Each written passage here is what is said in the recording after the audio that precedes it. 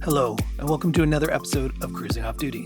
As you know, we've been visiting Spain, right before our transatlantic sailing crossing from Las Palmas to St. Lucia. Our first city we're exploring is Barcelona, and no matter where you walk in Barcelona, you're taken aback by the beauty of the architecture. But nothing in Barcelona comes close to the scope and grandeur of de la Sagrada Familia. It's a cathedral designed by Antoni Gaudi. It is really something to see and is by far the biggest tourist attraction in Barcelona. Now, we tried to get in last episode, but it was sold out. This is the episode you want to see. This is where we get in and get a full guided tour, and the scope, grandeur, and just the intricacies of how he designed it is mind-blowing. They started building this cathedral in the 1890s and have been building it ever since. In fact, it's still under construction. They keep adding one more layer and one more layer as per his instructions. They expect this cathedral to be completed in 2026, which will be 100 years after Gaudi died. So let us take you along with us on this tour in this episode of Cruising Off Duty.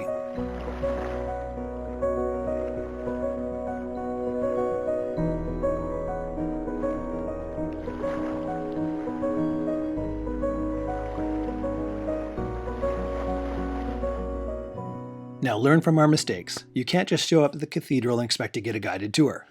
We booked ours yesterday to get in today, and the last two tickets available were the 3:30 showing, which meant we had all day to walk around Barcelona looking at things. Our Airbnb hostess told us we should go to the market. It's quite interesting, she said. Now we expected the old world market where there's fish trucks just lined up throwing fish off the back to the guys inside who are lopping their heads off and selling it to people. But it was a lot more modern and clean than what we expected. I mean, not to say that we're disappointed, but we kind of wanted to see that old world charm. The one thing that does throw us off, though, is how many butchers and fish salesmen there are all lined up side by side. I mean, how could they possibly all have enough customers? But then we realize things are different in Spain than where I come from in Canada or where Dan comes from in Chicago. See, most of us in North America buy our food in bulk at places like Costco and then freeze it. Whatever we don't eat right away, we'll eat later. But I don't think that's the way it is in Spain. As you can see walking around this market, there's just one butcher right beside another butcher, and there seems to be lots of people buying from all of them. So the general rule of thumb is in Spain is nobody buys anything and puts it in a freezer. They buy just enough meat for the next day or two, and then they come back to the shops the next day and buy meat all over again. It's very interesting. Janice, God love her, does all of our grocery shopping, and she goes, I'd say, about once a week. I can only imagine the look I would get. Very displeased look at that, if I told her I wanted her to go to the market every single day and buy fresh meat. That isn't going to happen. So I'll stick with our Costco, buy everything in bulk and freeze it, but I do see the charm, if you've got the time, to go to the market and buy fresh meat, poultry and beef and pork and whatever else you buy, straight from the farm, right to your table. And this is the kind of market you would go to. Sure, it would have been cool to see the old world market with like the wood or dirt floors and they're throwing fish around and catching it. It would have been fun, but there's probably health code violations against it nowadays anyway. So the day is getting on there. It's time to get to the main event, the Sagrada Familia. Now this thing towers over the rest of the city. I mean, you can see it from everywhere. Now, when this was built in the 1890s, this was built in the middle of nothing. I mean, we're talking farm fields as far as the eye can see. So these big towers you see have bells in them. The intent was they were going to ring the bells to tell people when to come to church.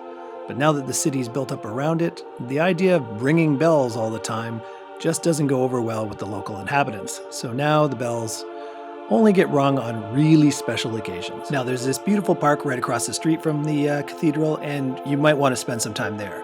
Because if you show up to the gate before your allotted time, they literally will turn you away.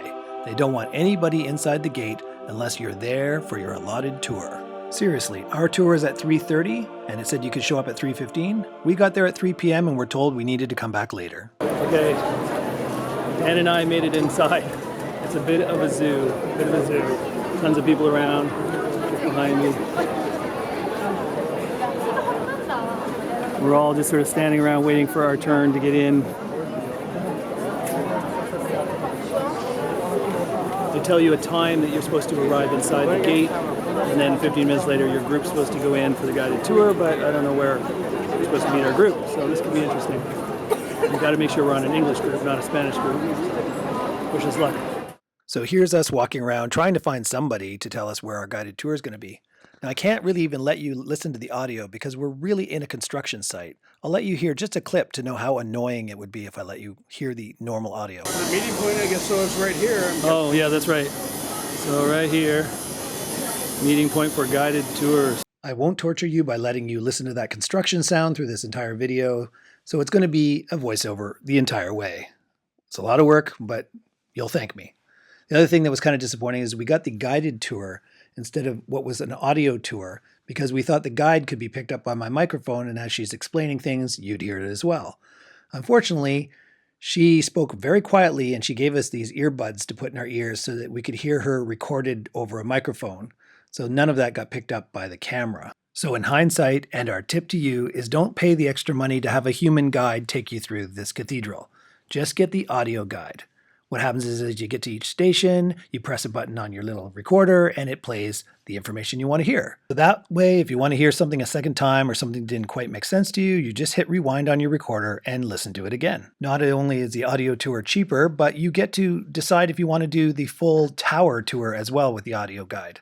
With the human guide, you don't get that option because needless to say, the human doesn't want to walk up 400 steps through the tower to see from the high vantage point that you can see from up there every single hour. So when you get the human guided tour, you only get to see the main cathedral. You do not get to go up into the towers. So all of this information is just given to you as a heads up in case you want to take the tour. Just go for the audio one.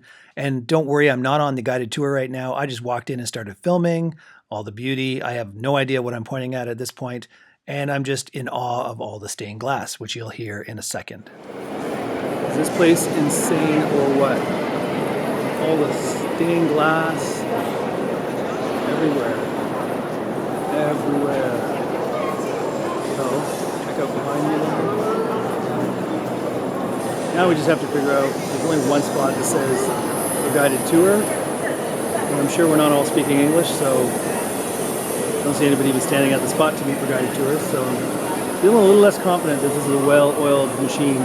So at least we're a little early, so we can figure it out. So for now, we'll just walk around. Eventually, this lady came over and introduced herself as our guide, and then handed us a bunch of earbuds so we could actually hear her over the construction noise, and also the fact that she spoke very quietly. She does give great information, but I'm sure it's the same information that we would have gotten if we just paid for the audio tour. I'll try and remember to tell you as much as I can remember of what she told us about this facade. But generally, you could just freeze frame this and look at every inch, and there's a different story. There's stories about Jesus in the manger, stories about Roman soldiers taking babies away, showing Jesus as a carpenter.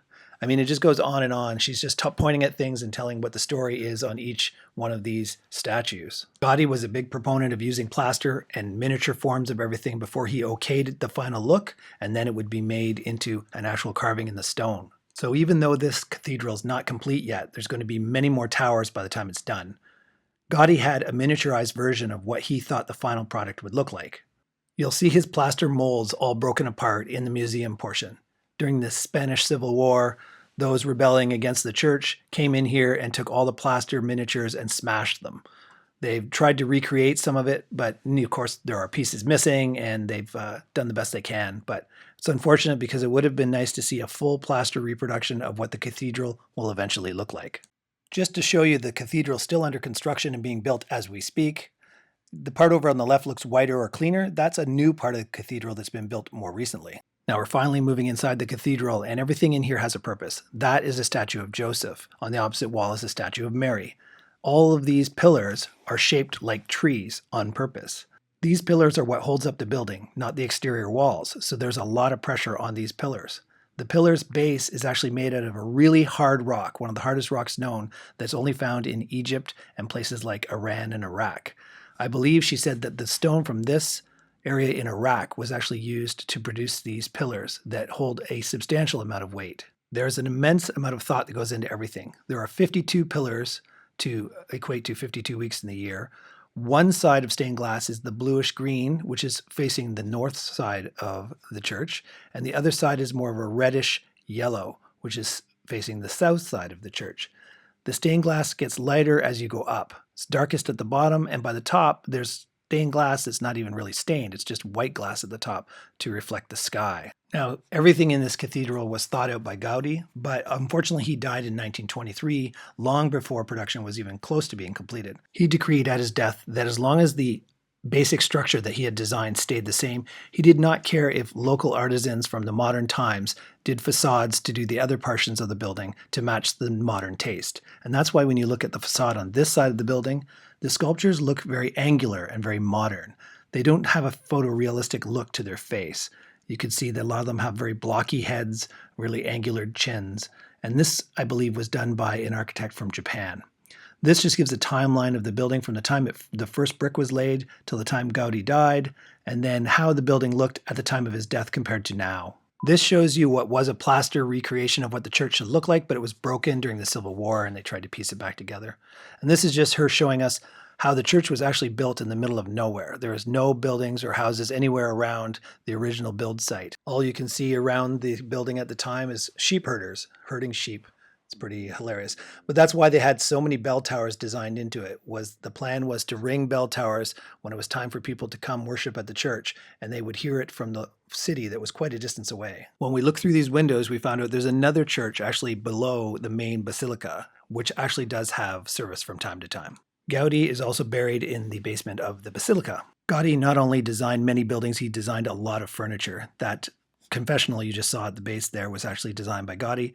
And then you walk down this hall over here and you see a bunch of furniture, different types of styles that he has also designed.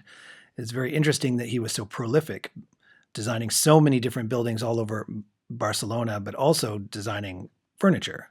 So very, very busy man in his time. So while his various furniture pieces of art go by, I'll just start summarizing this whole tour of the Sagrada Familia. It is by far the most breathtaking thing that Dan and I saw while we were in Barcelona. It is definitely a must if you're coming to Barcelona. We went to a bunch of other things like the aquarium and the beach and things, which were nice and all. But the one thing that we will never forget is this huge, huge basilica that's still under construction to this day and being built even bigger and bigger. If we did it again, obviously book your tickets the day before or maybe even earlier. And also get the audio-only tour, don't get a person, and go up into the towers, which we were not able to do because we had a person. A mistake on our part, but you will learn from our mistakes. So hopefully you enjoyed this episode. If so, give it a thumbs up. We're going to be going on to see other things in Barcelona, so subscribe so you don't miss that. And then the city after that will be Valencia.